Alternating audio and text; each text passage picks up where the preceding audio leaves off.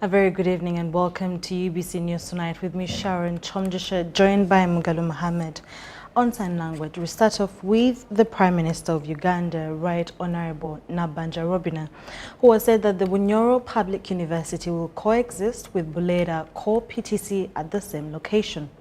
Nabanja made the pronouncement during an updating meeting on the progress of BUO Public University, attended by the Minister of State for Public Service, Mary Grace Mugasa, Solicitor General Francis Atoke, Permanent Secretary of the Ministry of Education, Keti Lamaro, and his OPM counterpart, Dunstan Balaba, and Bulera Core PTC Governing Board members. The operationalization of BUO Public University has dragged on due to lack of land where it will be located. You are lucky they have renewed our contract. Prime Minister Robina Nabanja says that BUO University was promised by President Yoweri Museveni and must start as soon as possible. Previously, there was a resolution to relocate Bulera Core PTC to Masindi, but now both institutions shall be accommodated at Bulera. We do not need to shift anything. After all, those who will come from Bulera University, Bulera Core PTC, will now join the university quickly on the same campus. Nabanja says that government has already earmarked 45 billion shillings to kickstart BUO and Busoga universities in the coming financial year budget, and there shouldn't be any delays. So we already have money in the budget. What we need from the Ministry of Finance is to make sure that they prioritize this. For us, we want this money in this financial year's budget, so that the issue of the university is off our back. They look at the university as if I'm the one. I don't think I will even take my children there. You can imagine we have a prime minister of Uganda, and we are here. The university is not moving. We have the Minister of Finance. Kasaija is always abused. At least for me, they abuse me. Jacob Karubanga, the chairperson of BUO Parliamentary Caucus, says that all the stakeholders agree that the two institutions should exist to serve the region. There has been one or two observations made which we may have to discuss. I'm cutting the long story short. That one, as we coexist, the governing council requires assurance from our side that we shall not take them on. Take over the entire piece, but assure them that their portion, as shall be agreed, will be maintained, and actually include availing them with a title in the name of Bulera Core PTC. The registration details can be discussed. And I want to say that this is a very historical moment, and all of us, let us make history today and unlock the project of BUO University that has been talked about for so many years. Let it turn into a reality. Failing today to make a decision, we're actually pushing BUO ahead, and we are missing a very big opportunity. And as a college, we shall continue to have a parent in the name of the university. When we are stuck, we can run to the university and say, please, we are stuck here. Like it is happening in the morning. Madam Keti Lamaro, the Permanent Secretary in the Ministry of Education and Sports, says that as a ministry, they have been waiting for 3 years to have the land issue resolved. Our problem is to get the land, and it is titled, and we bring the cost of developing the land. I don't think he should worry about the cost of developing the land. Yeah. Or even the reports, because I just told him the reports are not his. They are for us as a ministry and the task force. So I really pray that we decide and move on. 3 years is a long time. Professor Samuel Chamanywa, the chairperson, task force for the establishment of BUO Public University, says they are ready to start the process of registering the university once the issue of land is resolved. Stakeholders want the university to start next academic year. The university intends to promote work, integrated learning, on-job training through transformative rural and urban development. The university main campus shall be located in Bulera Core PTC in Hoima and will operate a collegiate system located in different districts in the sub-region. Now, the Archbishop of the Church of Uganda, Right Reverend Samuel Stephen Kazimba Mugalu, has told Christians to embrace patience and tolerance in marriage. Kazimba, who describes marriage as a bed of both roses and thorns, detests unfaithfulness as a leading killer of happy families. He sounded this during the 5th marriage anniversary of former Prime Minister, Right Honorable Mama Mbabazis, and his wife, Canon Jacqueline Mbabazis. Henry Okrut reports.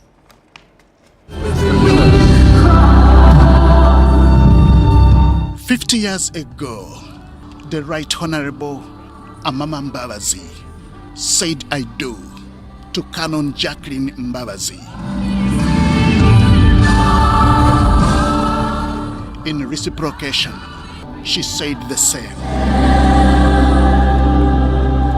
50 years later, the couple has renewed their vows.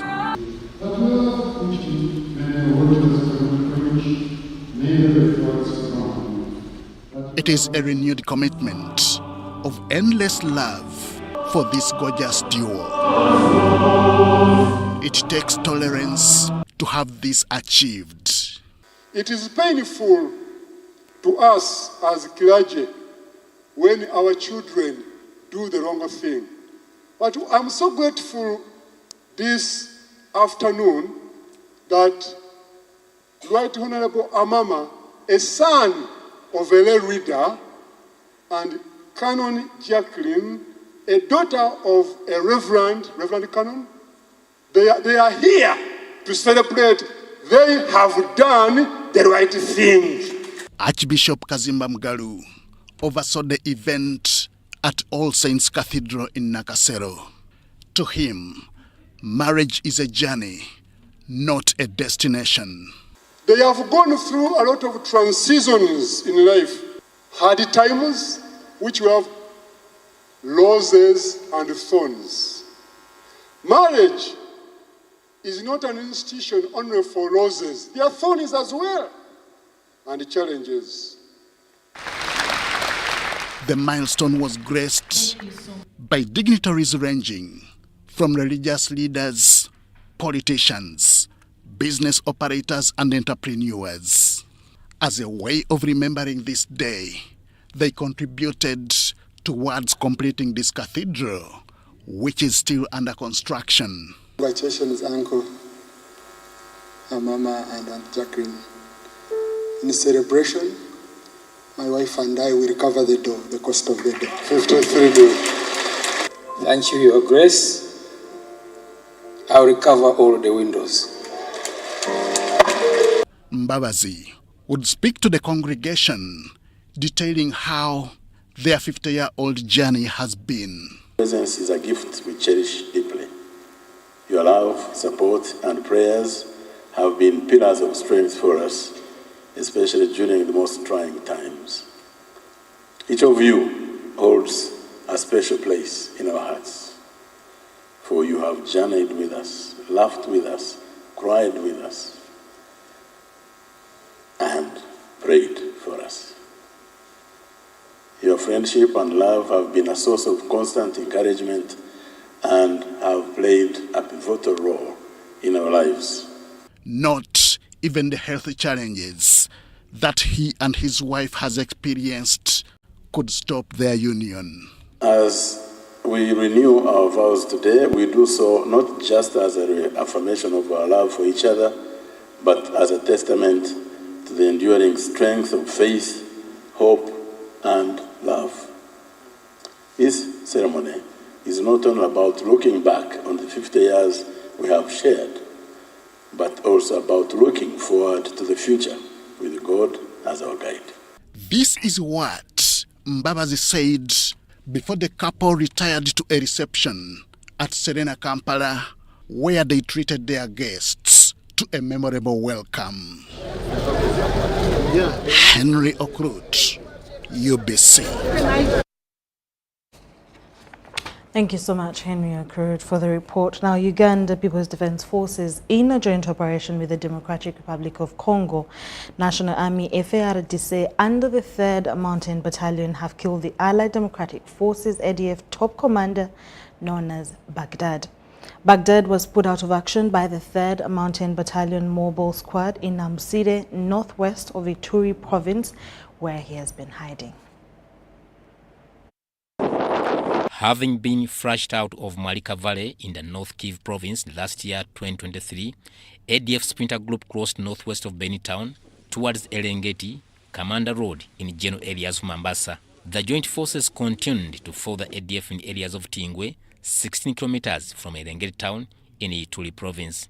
The road from Bulasi to Busio to Chabi, Kainama up to Erengeti is navigable now because it's secure. People are going about their business. So we are certain that even this area where we've come, the Commander, Mombasa, Erengeti Triangle, even that area will be secured soon. In another successful battle at Ambosiri, the UPDF 3rd Mountain Battalion engaged the ADF group under the command of Baghdad. Forces followed them. The tactical headquarters of this operation of the UPDF were moved from Kasindi and taken to Luna. Luna is around 54 kilometers from Beni. The notorious commander of the ADF has been eluding the joint forces since 2023. Our mobile squad under 3rd battalions with troops from Farades got in contact with this group of Baghdad. They are between 5 and 7. So during the firefight, Baghdad was hit and killed. We believe that a number of other fighters within his group were injured, and the squad is through the area, searching either for the dead bodies or those who are wounded that we can retrieve from the forest. During the cordon and search operation, the UPDF mobile squad recovered 1 submachine gun, 31 rounds of ammunition, 1 grenade, and meter radio. He was a leader. So when you put out of action a leader, that means the fighters are demoralized. So we hope that others will give up, possibly they'll surrender, because we've always been urging them to surrender so that they avoid being killed in the field. The joint forces in Sector 4 continue more pressure on the remaining Sprinter ADF combatants in the general areas of Mombasa in Ituri province. Haruna Mtesasira, UBS News. In more stories, health experts are dissatisfied with parents shunning their children from taking yellow fever vaccines. Experts say yellow fever mostly affects children and hence should be at the forefront to administer the vaccine, something that the parents are taking for granted. The week-long yellow fever mass vaccination campaign seeks to immunize a significant portion of the population with a target of 14 million individuals across 53 districts. However, for this campaign to become a reality, government needs to silence social media negativity. Government has a big role to play to eliminate those on social media who prevent others from vaccinating. Government further has a task of sensitization about upcoming programs.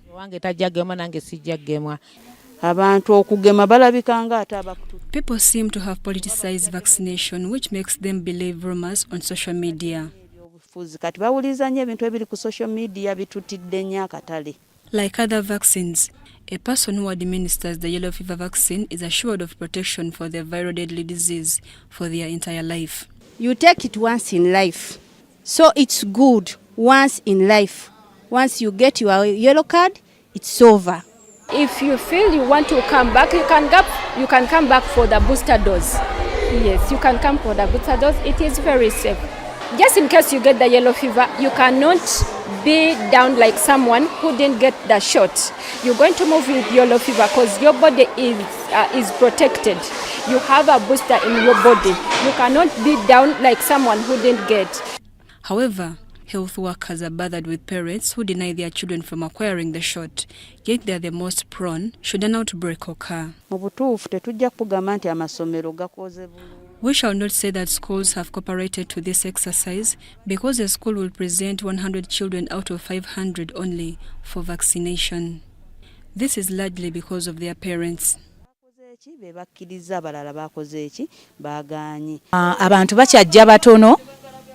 The turn-up is still low, and yet even at school, most children are restricted by their parents. Some schools close gates for health workers who go for the immunization process. This is our major concern.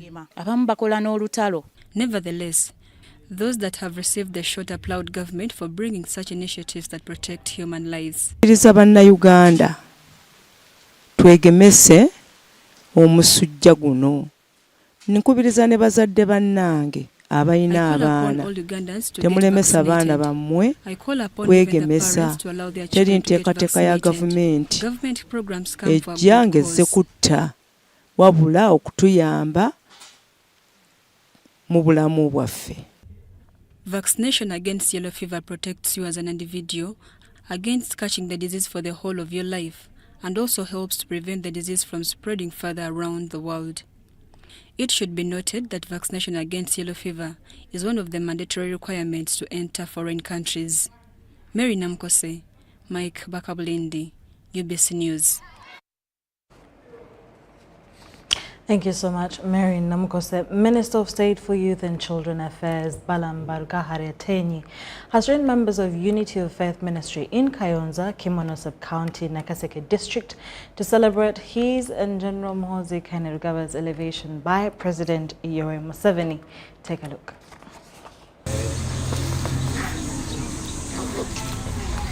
These are members of Unity of Faith Ministry in Nakaseke District, seen here receiving State Minister for Youth and Children Affairs, Balamba Ateny.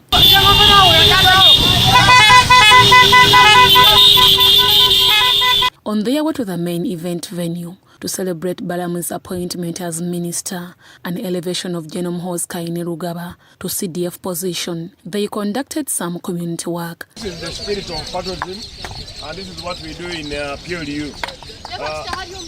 We spent most of our afternoon fixing this section of road, which has been damaged due to heavy rains and the bridge failing. But as the UNRWA works on the bridge, as members of PLU, we have decided to embark on an activity to make the road passable. And the other members should learn from us. We should not always be asking government Kuyambe. Government is us. Government is this man. Government are those people. So that is government. So that is what PLU stands for. The special Thanksgiving has been led by the ministry's bishop and pastors. Amen. Amen. Amen. Thank President Museveni for appointing our own, the people we love so much, General Muhoozi Kainerugaba Nebaram.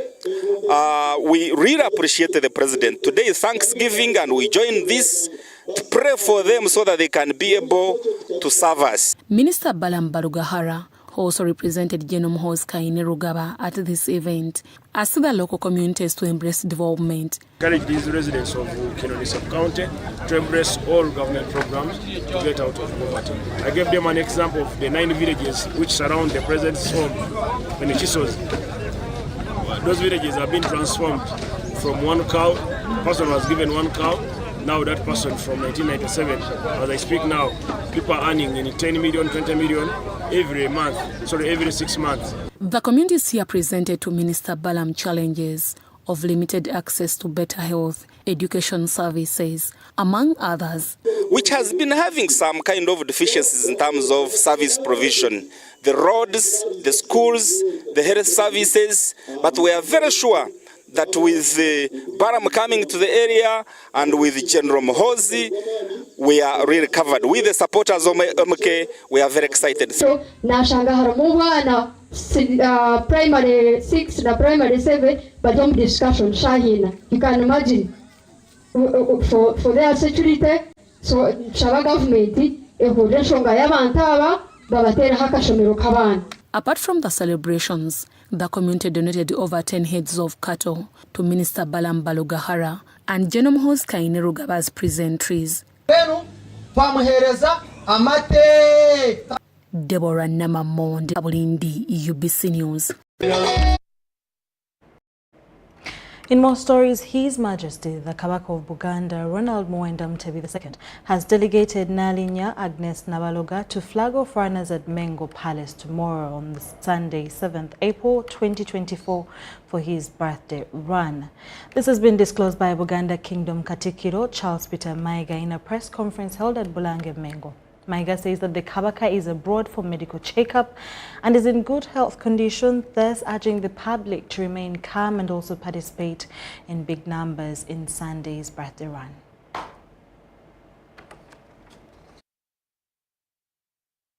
Has designated Nalinya Rubuga Agnes Nabaloga to flag us off tomorrow. On the 21st of March, Sabsaja Kabaka flew to Europe to see his medical handlers, and he hasn't been able to return in time for the birthday run. His Majesty the Kabaka will return home as soon as his medical handlers are through with their exercises. I talked to him, and Sabsaja was pleased to know that many people, including President Museveni, Speaker of Parliament Anita Mong, the Leader of Opposition Joel Senyonyi, MPs, religious leaders, including Cardinal Amala, Supreme Mufti Galabuzi bishops, and different companies and organizations have all joined this noble cause. His Majesty is hopeful that our mission of eradicating HIV/AIDS is achievable if we all comply with the advice rendered by the medical personnel. The Kabaka has called upon us all to participate in the run tomorrow in order to realize this goal.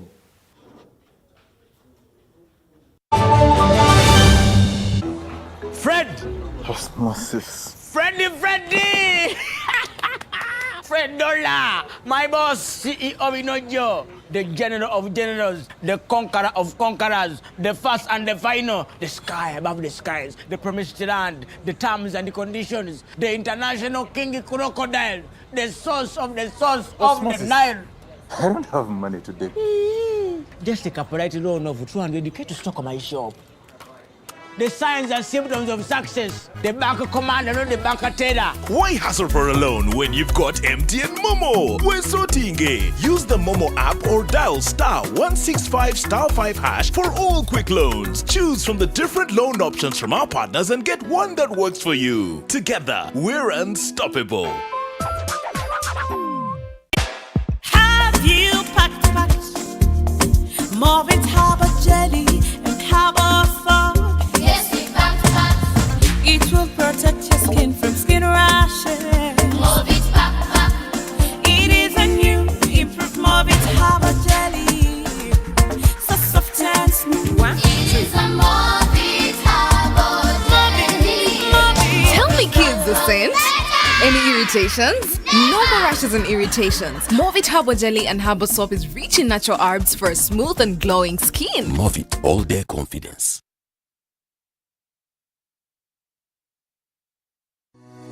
Are you planning or in the process of traveling abroad for work? Using irregular channels to find and travel for work abroad often seems cheaper and faster, but you risk being trafficked, mistreated, or forced to do work you did not agree to. Using proper channels is safer, offers more protection, and better access to support services when problems arise. Do not be deceived. Choose the proper channels. Always verify all information before traveling abroad for work by contacting the Ministry of Gender, Labour and Social Development, your local district labour office or DSOS office. You can also visit EEMIS website on eemis.mglsd.go.ug. This message is brought to you by the International Labour Organization with support from the Government of Switzerland.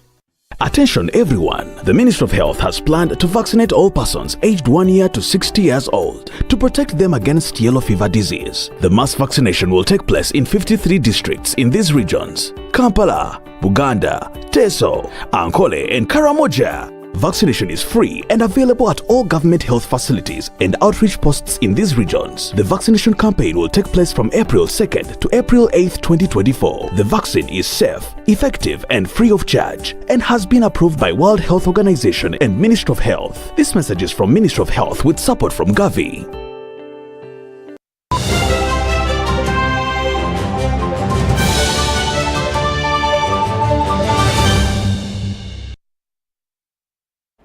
Welcome back from that short commercial break. We continue with our business stories where Uganda Revenue Authority and the Private Sector Foundation have issued a joint statement urging traders downtown Kampala to call off their planned demonstration. The traders had issued an ultimatum to the tax body that they would close all their businesses in the Central Business District on the 16th of this month if their concerns are not amicably addressed. The major concern of the business community in downtown Kampala, mainly the small and medium enterprises, is the implementation of the electronic fiscal receipting and invoicing solution, IFRIS. However, the tax body says IFRIS is here to stay, but pledges to close the knowledge gap through sensitization. There could be genuine challenges, and that's why engagement is proper. Engagement, not demonstration. Because if you have a genuine challenge, please approach and you say, this is the challenge I have with IFRIS. Yes, I have a phone, but I don't have a printer. Maybe that is something that we can talk about through proper engagement, not blackmail. On Friday this week, the Private Sector Foundation Uganda, URA and various representatives of traders associations held a meeting in Kampala aimed at addressing the current challenges. Key of the issues included implementation of IFRIS and the planned demonstration. We encourage PSFU, URA, and the representatives of the traders that attended the meeting encourage continued dialogue and engagement by all stakeholders and implore esteemed members of the business community not to take to approaches disruptive to business. And when we investigate the people behind these threats of demonstration, really, most of them are not even businessmen. I've seen the people advancing the closure. They don't contribute any tax to URA. Some of them are actually in that arrangement of container leaders. They have been middlemen exploiting traders, or they have no businesses, they just benefit from. So, but the real business people, they are about 600 or so people who are already on IFRIS in Chikubo and they are using it. Stakeholders concur that whereas the initiatives are aimed at enhancing transparency, combating tax leakages, and modernizing the tax collection processes, there is need to foster collective buy-in. As such, URA offered some concessions to quell the tension and foster collaboration. That URA will continue engaging in tax education to simplify the messaging in respect to the new technology of IFRIS. Number 3, URA in collaboration with PSFU, we agreed that we will soon open an office, a permanent presence in Chikubo, not to collect taxes, but to offer business support services. Then number 4, we agreed and URA expressed our readiness to continue reviewing any operational concerns around the enforcement of IFRIS, and we encourage the business community to reciprocate this by demonstrating voluntary compliance and readiness to change and to adopt new technologies. There are several ongoing engagements between the taxman, the Ministry of Finance and Economic Development, and traders trying to amicably resolve the traders' issues. Uganda Revenue Authority has made some concessions in a bid to stop the planned strike by the traders in downtown Kampala. But how many concessions will be made by the tax body for the business community in downtown Kampala to accept the IFRIS system? Dennis Igoa for UBC News.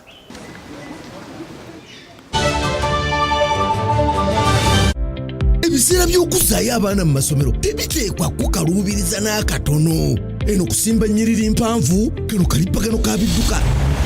Simanya kuzunga na banka siripsi. Kati osobola okusasula school fees z'omwana wo ate n'okola n'ebirala ntoko ku ssimu ye ey'omu ngalo. Ekikola kyangu nnyo. Nyiga bunyizi *165*8 ogoberera ebikulagiriddwa oba okozese app ya MTN Momo. Ate kati okola ki olwaleero? MTN Mobile Money Uganda Limited erungamizibwa banka enkulu eya Uganda.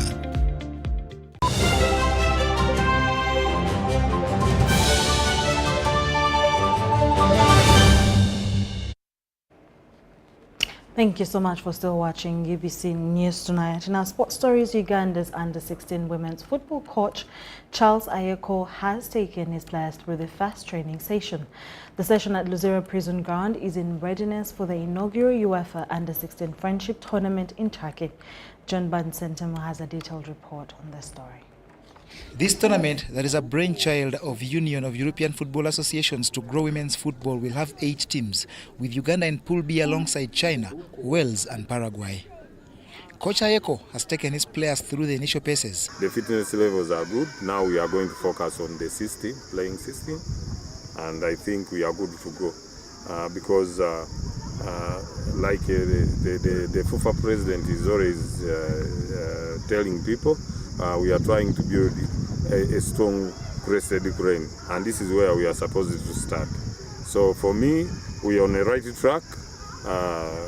We are good to go because the schools have helped us so much in nurturing these girls and tapping the talent. So it is easier for us to access these players. The tournament that prepares Uganda for bigger challenges will run between 9th and 19th April at the Turkish Football Federation Training Center in River, Istanbul. I'm very happy with this tournament because it's going to give these younger players more playing time, and basically most of them happen to be in under 17, and from our tournament in Turkey, we are going, I think, direct to the camp of under 17 for World Cup qualifiers. To his disposal, Coach Ayeko has some of Uganda's finest, including Charity Katusime, Rita Anita Nambosi, Justin Kinsumbia, Vanessa Namazi, and Angel Mbabazis. The other teams at the tournament are Turkey, Botswana, USA, and Vietnam. Level 11-4. Thank you so much for watching. Do join me again at 10 p.m. Coming your way. My name is Sharon Kyomugisha with Mbabazis on Sanangwet.